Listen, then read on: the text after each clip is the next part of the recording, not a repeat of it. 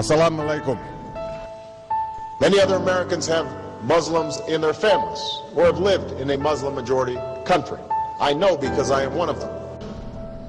But my father came from a Kenyan family that includes generations of Muslims.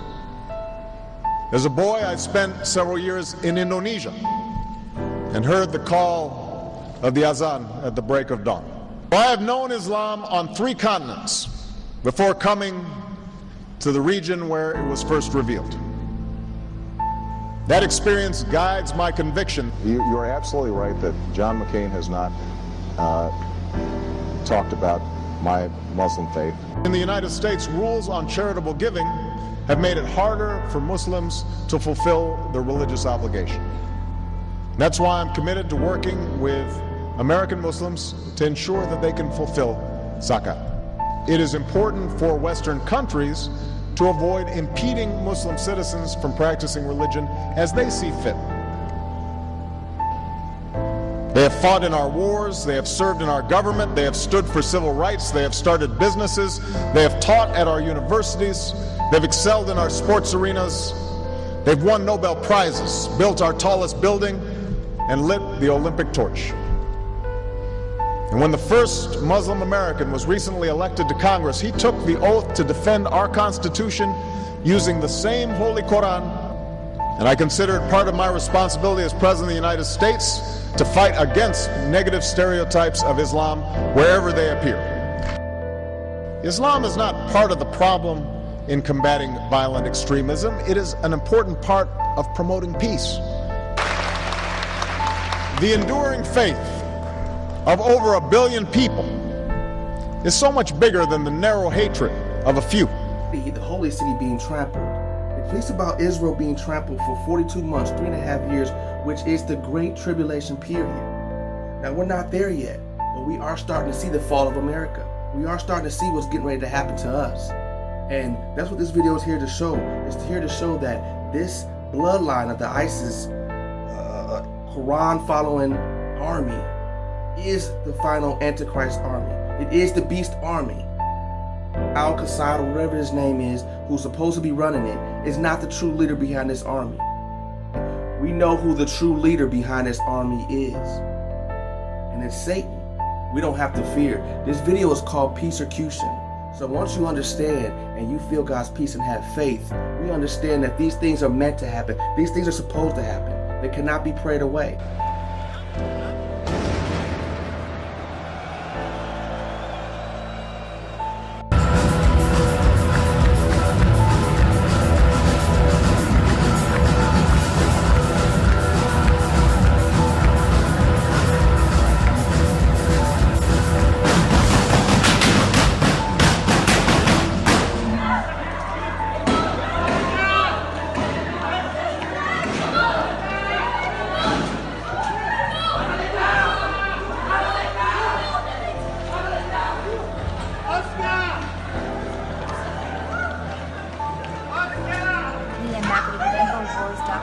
bringing you an update on what we know so far about the Paris terrorist attacks.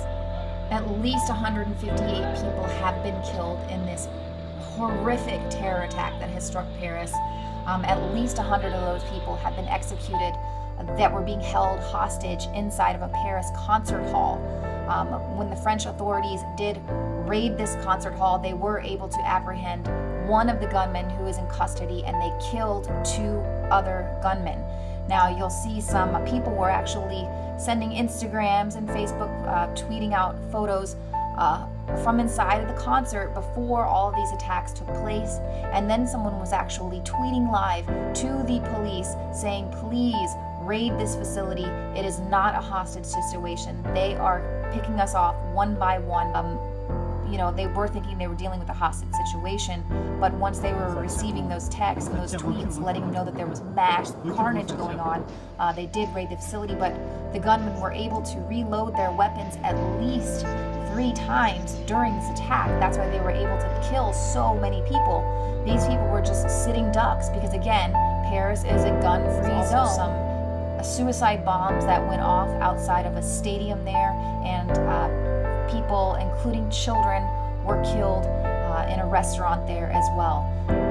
These open border policies policies. Obama has announced that he actually wants to speed up the process for bringing Syrians into Europe and into America.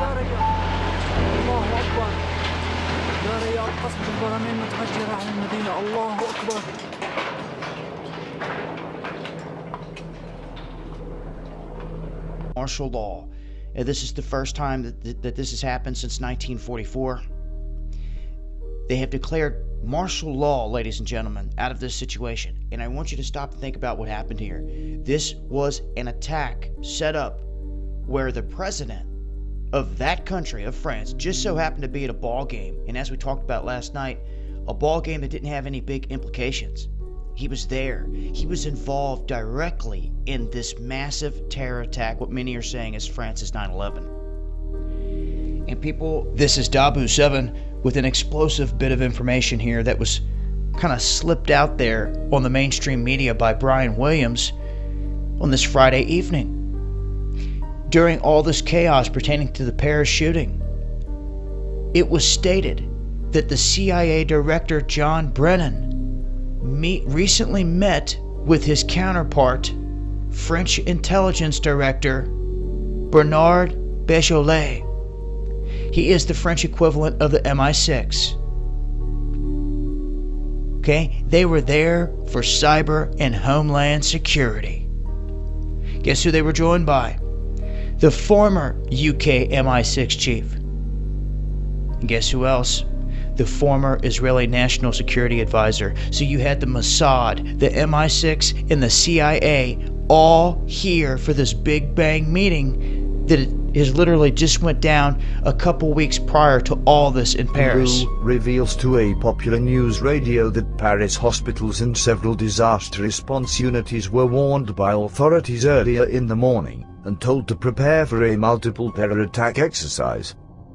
But not by luck, as he puts, but because it was a government-sponsored false flag attack.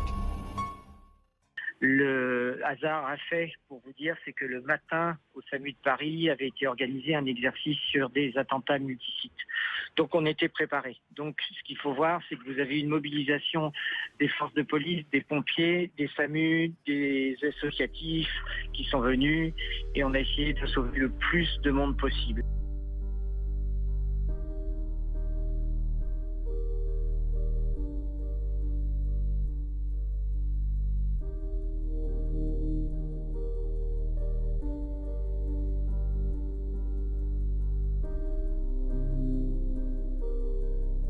Our own Geraldo Rivera's daughter was inside that concert hall. Our own Geraldo Rivera's daughter was inside that concert hall. Our own Geraldo Rivera's daughter was inside that concert hall. They were at the soccer game, and my daughter Simone told me she heard the 3 explosions near halftime. They knew President Hollande was there. And then as they started to leave, and as you can imagine, the people in the stadium were becoming upset, and all of them wanted to leave. The SWAT team and the emergency services people started coming in with their long rifles and medical aid. I don't know what the explosions. She didn't see anyone who had been killed or injured, but she saw. Isn't it amazing that yet again we have news of magic passports? Not one, but 2 magic passports. And I call them magic because they are allegedly from the 2 suicide bombers that blew themselves up around the Stade de France last night. Now, again, I call them magic because imagine that. A powerful explosion, a fiery explosion that is capable of ripping apart the suicide bomber. And yet here we have passports that just miraculously fly through the flames and just land at the feet of the local security services. Now, it's not the first time this has happened, because if we take a look at this guy here, Satam al-Sukami, he is the owner of the original magic passport. And that's right, because he was allegedly one of the hijackers on 9/11, and out of that fiery explosion, this emerged. She was at Sandy Hook. She was at the Boston bombing. And now it seems she was in Paris right when it got shut up. This terrorist attack.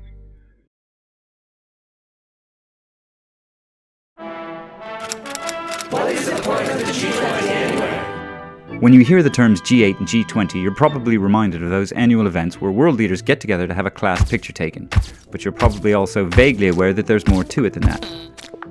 There is, but it's complicated. Let's review again. How many countries make up the G20? The answer, of course, is 19. The EU is considered the 20th member, and the other 19 are, in alphabetical order, Argentina, Australia, Brazil, Canada, China, France, Germany, India, Indonesia, Italy, Japan, Mexico, Russia, Saudi Arabia, South Africa, South Korea, Turkey, the UK, and the US. Together they represent 85% of the world's economy. In 2008, the G20 officially eclipsed the G8 as the main body of economic cooperation, which is to say that its annual summit is now the bigger deal. We understand that the world's most influential politicians are in direct contact, and during Vladimir Putin's press conference, the Russian president has confirmed that the main topic for the discussions at G20 in Antalya was the fight against the Islamic State. Now, let me just go through some of the key points that President Putin made. The threat from terrorism was, of course, one of the main issues of President Obama's address to the General Assembly. He also called for a united fight against ISIL, but the Syrian government remains one party ready to unite with. We must act, but we will be stronger when we act together. Tyrants like Bashar al-Assad, who drops barrel bombs to massacre innocent children. Yes, realism dictates that compromise will be required to end the fighting and ultimately stamp out ISIL. But realism also requires a managed transition away from Assad and to a new leader. Intelligence officials in Pakistan say a local commander from the terrorist network Islamic State has admitted receiving funds transferred via the U.S. He made the confession while being interrogated. RT's Ganesh Chichkan has the story. The Pakistani police arrested an ISIS commander, Yusuf al-Salafi, and sources told Pakistan's Express Tribune that the commander confessed to receiving funds routed through the United States to recruit young people to fight in Syria. Al-Salafi reportedly said he received around $600 for every recruit he sent to Syria, and that he was working with the support of an imam. The paper quotes one source saying, "The U.S. has been condemning the Islamic State activities, but unfortunately has not been able to stop the funding of these organizations, which is being routed through the U.S."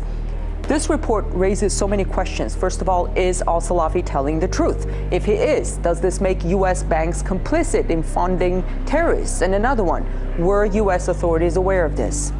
It's no secret that just a little over a year ago, fighting ISIS was not a priority for the U.S. Washington was focused on trying to remove Bashar Assad from power.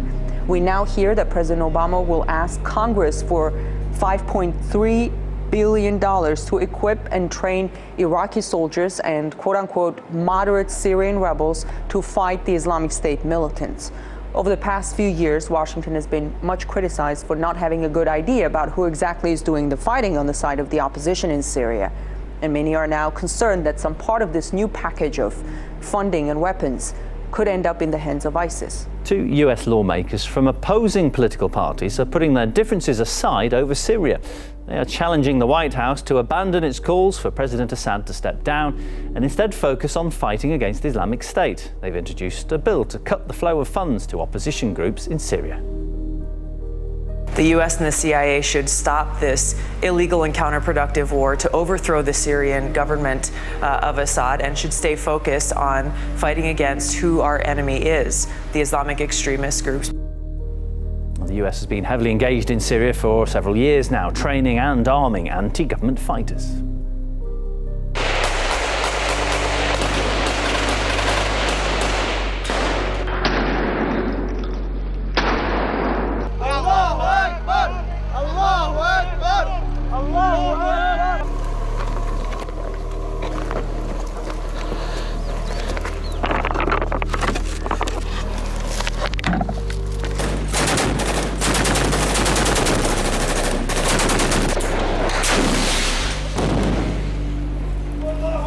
Can you tell us what the total number of trained fighters remains?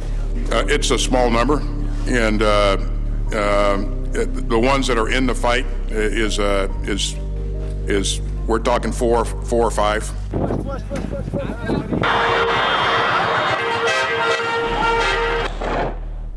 Despite the failures, Washington is still pushing for Assad to go. Tricia DeGennaro, who lectures on international security at New York University, says that the criticism of Obama's policy on Syria should have come earlier.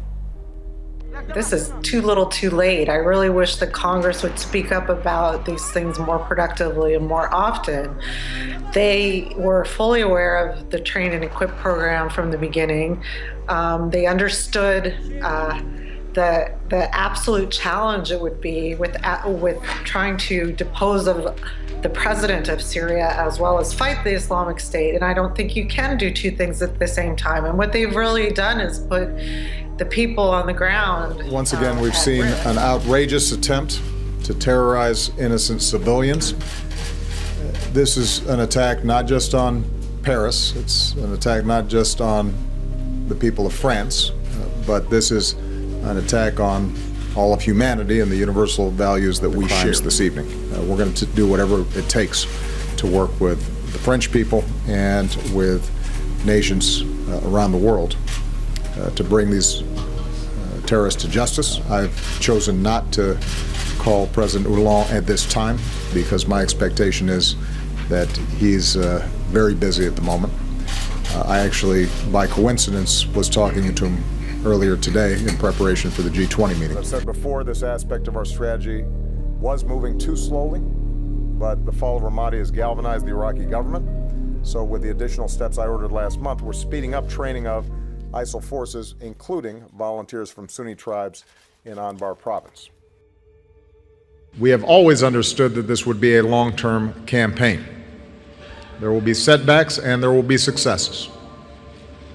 The terrible events in Paris were obviously a terrible and sickening setback. In insufficient numbers to simply march into al-Raqqa in Syria and clean the whole place out.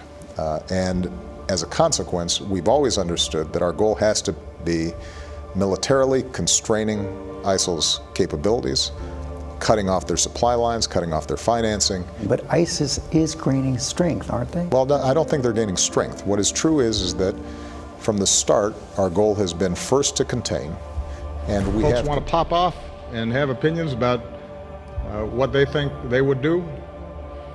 American police and security officials on alert tonight after a terror message. ISIS, the group ravaging Iraq and Syria, renewing its call to followers to launch attacks here in the U.S.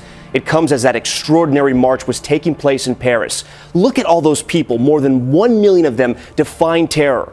Also tonight, another new video showing one of those Paris attackers appearing to pledge allegiance to the ruthless leader of ISIS. More on that march and the investigation in a moment, but first, ABC's Pierre Thomas with America on Alert Tonight. Pierre.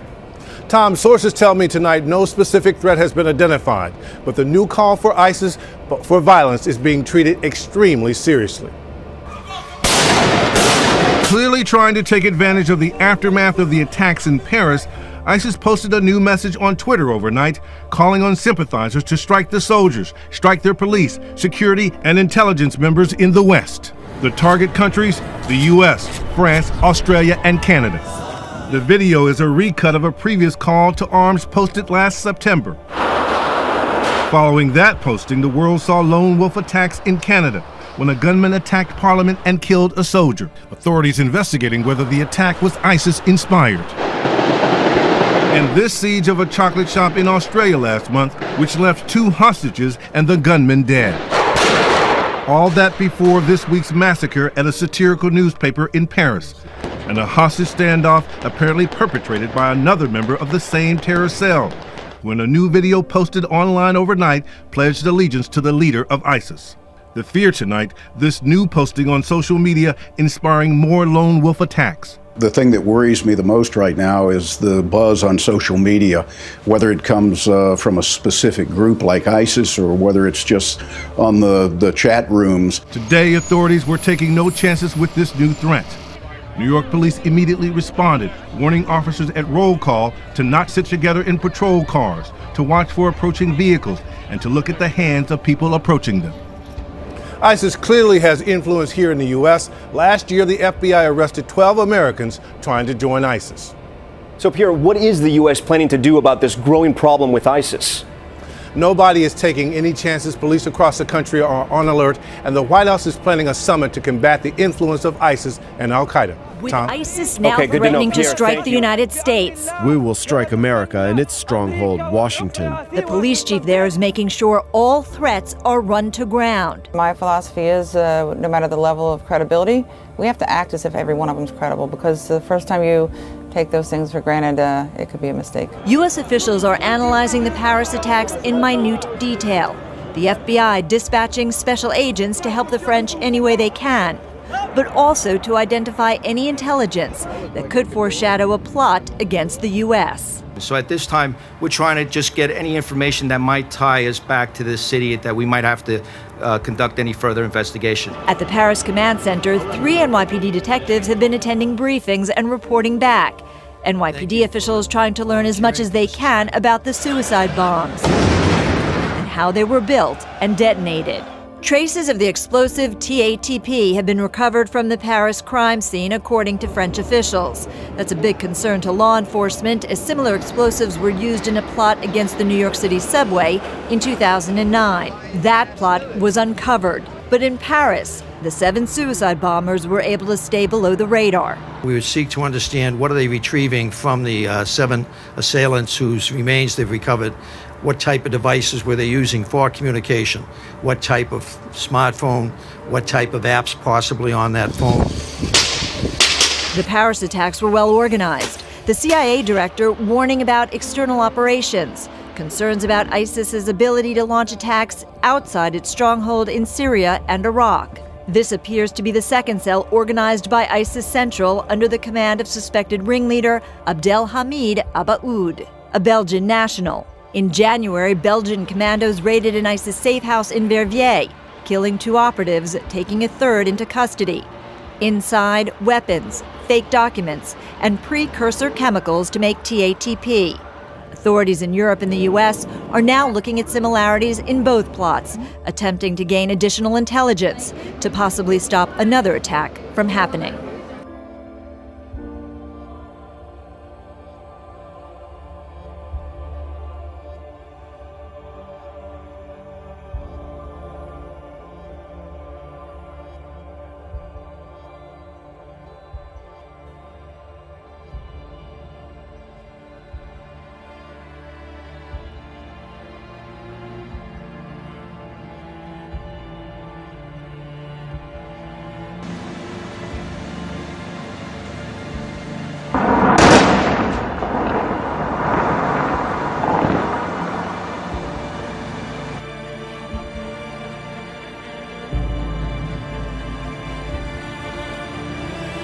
فلا بد يا إخواننا على الدوام أن نسمع العالم ونذكر من نسي عبر الكاميرات وعبر الإنترنت، وليسمع العالم: هنا غزة، هنا الخنادق والبنادق، هنا الضفة، هنا ضفة القنابل والخناجر، هنا القدس كلمة السر، هنا القدس وما أدراك ما القدس، هنا جند محمد والعساكر، هذا فضل الله، هنا جند محمد. لذلك إخواننا نستذكر اليوم صنع الله في يهود، نستذكر صنع الله فيهم في خيبر. عرفنا اليوم لماذا يبنون الجدران، ليس لمنع الصواريخ، وإنما لمنع الذبح عن رقابهم. يا أخي في الضفة اطعن، يا أخي في الضفة اطعن. خرافات التلمود في عقولهم. يا أخي في الضفة اطعن. خرافات الهيكل في قلوبهم. واليوم ممنوع التجول، ممنوع التجول. اسمعوا ماذا قال يهود البارحة. اسمعوا ماذا يقولون لبعضهم. إما أن تبقوا في البيوت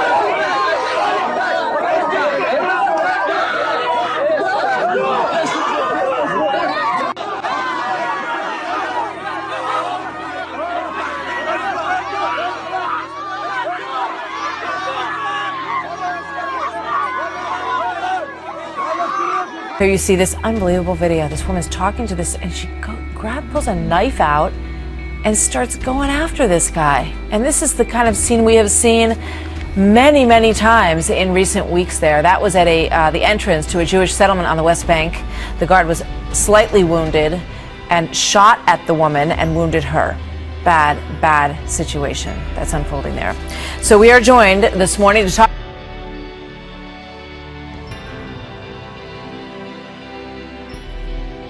ISIS releasing chilling new propaganda tapes showing young children being trained for battle in a military-style training camp for so-called cubs in Syria. Yeah, every day ISIS finds a way to try to shock the world, and this time they're doing it with children as young as 5. In this video that's been released by ISIS, it shows sort of a training camp for children. It's about 100 or so kids lined up in uniform, wearing masks at time or headbands, and they're praying, they're reciting scriptures. They are also being sort of indoctrinated into this cult almost like, and it appears that most of them are Syrian children, although there are some reports that some of them are fighters or children of fighters. This is going to be an opportunity for the Prime Minister and myself to engage in a wide-ranging discussion on some of the most pressing security issues that both our countries face. It's no secret that the security environment in the Middle East has deteriorated in many areas, and as I've said repeatedly, the security of Israel is one of my top foreign policy priorities, and that has expressed itself not only in words but in deeds. Together to see how we can defend ourselves against this aggression and this terror, how we can roll it back. It's a daunting task. Equally, I want to make it clear that we have not given up our hope for peace. We'll never give up our hope for peace. And I remain committed to a vision of peace, of 2 states for 2 peoples, a demilitarized Palestinian state and the rest of the Jewish state. I don't think that anyone should doubt Israel's determination to defend itself against terror and destruction, but neither should anyone doubt Israel's willingness to make peace with any of its neighbors that genuinely want to achieve peace with it.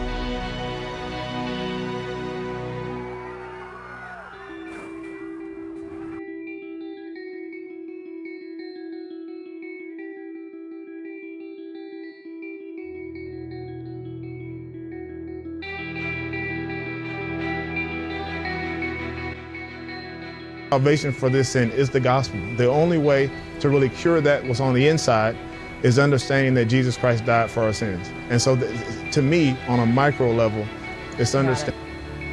Oh, and just like that, we lost him. I know. We are no longer a Christian nation. We do not consider ourselves a Christian nation. The United States has been enriched by Muslim Americans. Since our founding, American Muslims have enriched the United States. Islam has always been a part of America's story. There is a mosque in every state in our union and over 1,200 mosques within our borders.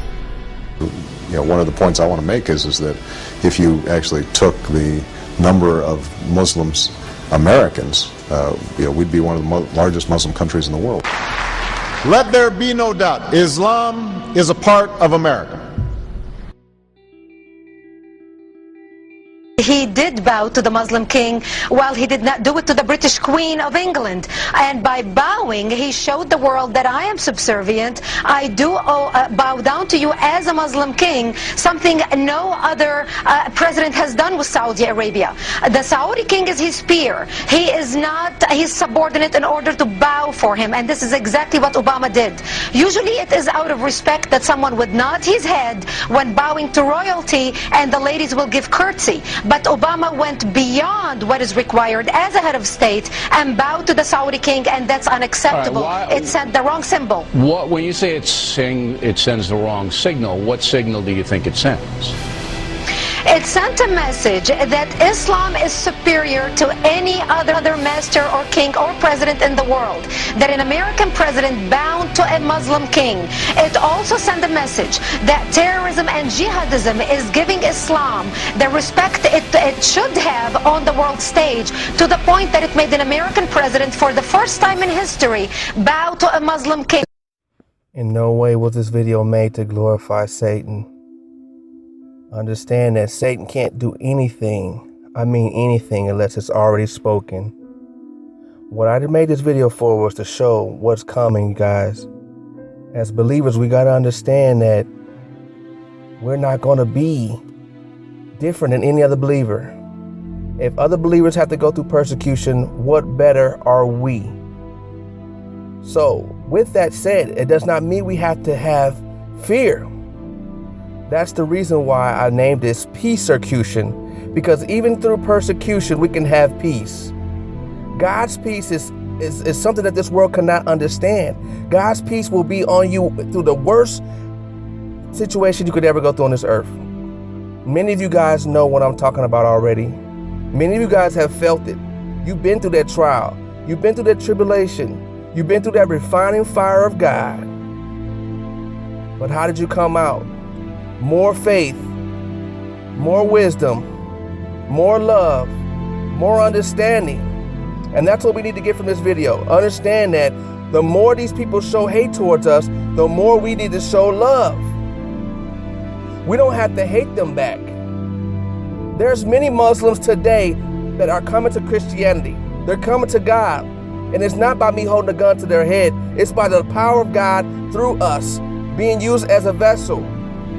This war is already won. God won this war long ago. He spoke the ending in the beginning of time. He sees to all times on the same plateau. It seems like this times is taking forever to get to the end. It seems like it's taking forever for these things to happen. It's a huge buildup right now. And the saints of God feel it. We feel it. We know it's coming. It's coming, guys. So all you have to do is have the faith. Keep the faith. God will give you peace. Understand that it doesn't matter what's going on. It doesn't matter what you see. We don't rest in the physical realm of this world. We are the children of God. So have peace. Have faith.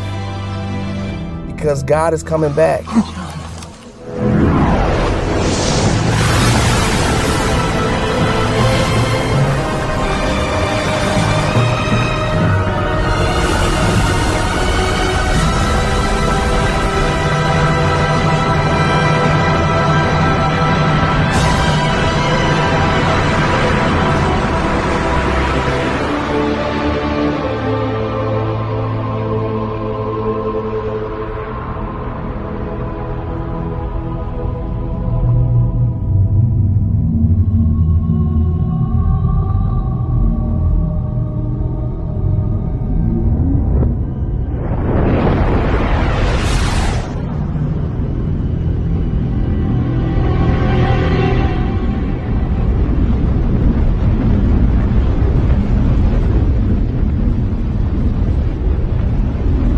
What you see, write in a book and send it to the churches of Asia.